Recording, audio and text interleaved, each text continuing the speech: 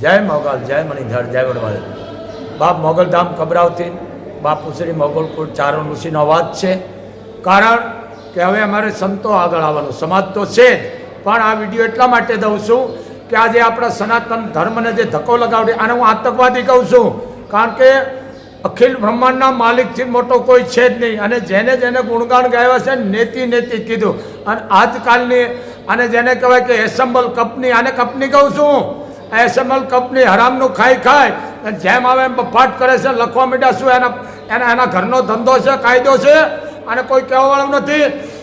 કારણ બાપુએ આદેશ કરી દીધો છે મા મોગલની કૃપાથી. અને તમામ સાધુ સંતોને કહેવાય ગયું છે કે બાપ તમે હવે અનુષ્ઠાન માથે બેસી જાઓ.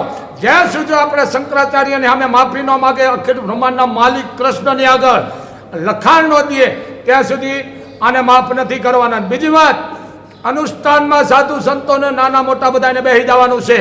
એમ હું તમારો ભેળો છું અને હું બુધવારનો બેસવાનો છું. કારણ જરૂર પડશે તો ધર્મ માટે બાપુ ખપી જવા તૈયાર છે. કારણ કે અમારા હાથમાં બે વસ્તુ છે. તમને અમે સુધારાના બે શબ્દો આપી અને લડાઈ કરીએ તો પણ અમે તરવાર પણ ઉપાડી જાણી એ તાકાત છે. કારણ કે અમારી માએ ખુદે યુદ્ધ કર્યું ધર્મ માટે. એમ આ એક બાપુનો આદેશ છે 18 વર્ષને કે પોતાની નાની લીટી મોટી કરવા બેઠા હરામનું ખાઈ ગયા, પૈસા દેવાનું બંધ કરો. આ કરોડો રૂપિયાના મંદિર મેન મંડળ જેમ આવે બફાટ કરે છે. કારણ ઈશ્વરથી મોટો દુનિયામાં કોઈ નથી. અને આ પોતાની એસેમ્બલ કંપની ચાલુ કરી દીધી છે. બાપુ અનાજતનમાં બુધવારના બેહવાના છે સમજો. કારણ મારે વહેલું બેહવું હતું પણ અમુક મારે ધાર્મિક કામ છે, 1-2 જગ્યાએ જવાનું છે, એટલે મેં આ લેટ રાખ્યું છે.